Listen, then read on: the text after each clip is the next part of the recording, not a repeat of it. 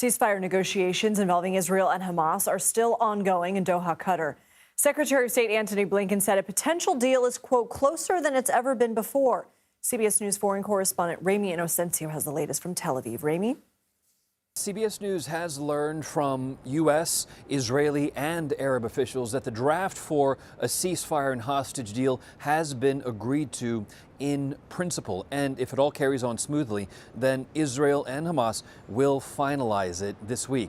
Today, an Israeli government official here in Tel Aviv who wants to be anonymous told us the outlines of that deal.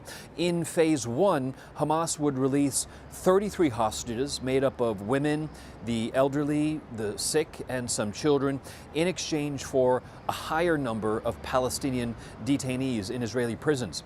As for Israel's military presence in Gaza, that official said that assets, which we're understanding to mean military assets, would remain in Gaza and that the IDF would establish a security buffer zone between southern Gaza and Israel. And as for the people of Gaza, humanitarian aid, which we know is so desperately needed now, especially at the height of winter, would be surged. The latest number we have on the death toll is over 46,500 people. That just crossed the 46,000 mark only last week.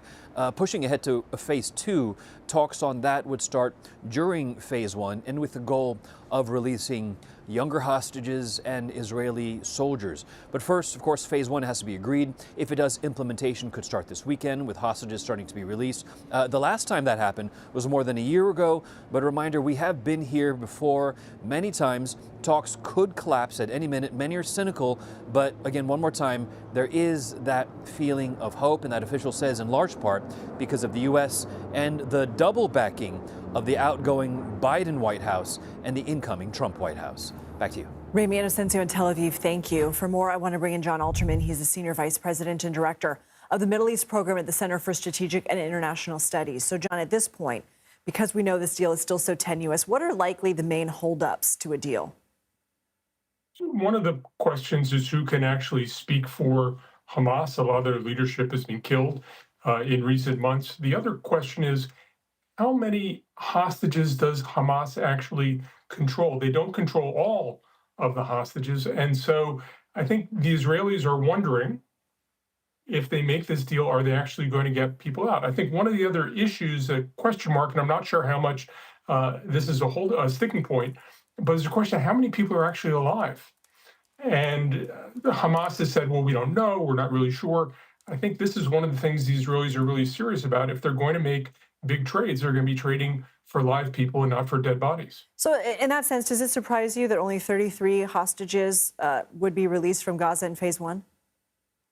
Well, this is going to include children, people over 50, and female soldiers. That always was sort of what people were talking about. Those were the easiest. The male people of military age were always going to be a second phase. The price that Israel is paying is 30 Palestinian prisoners for each Israeli civilian, and for the female soldiers, 50 Palestinian prisoners for each one, including 30 Palestinian prisoners who are serving life sentences. This is a big deal for the Israelis. It's very skewed. They always knew it would be. But this is a very complicated negotiation. They've been having negotiations like this, as your correspondent said, for more than a year. Would this be a permanent ceasefire? This is not. This is the first phase. It goes to a second phase where they do exchange the male soldiers. Unclear what the price for that would be. The third phase is when they start to get to something more sustainable. What happens if they get through only the first phase? If they get through the second phase, don't get to the third phase? There are a lot of things that could go wrong, and a lot of those terms aren't explicitly spelled out. So even if we start moving in this direction, things could easily fall apart and we could be back to where we started. I mean, to your point, we've been here before. I mean, I remember end of May is when President Biden first laid out sort of his three-pronged strategy here. Does now feel different to you? It feels a little bit different. I think the fact that Trump administration is coming in, that creates a certain amount of uncertainty. The president-elect has talked about how he insists that everybody get home.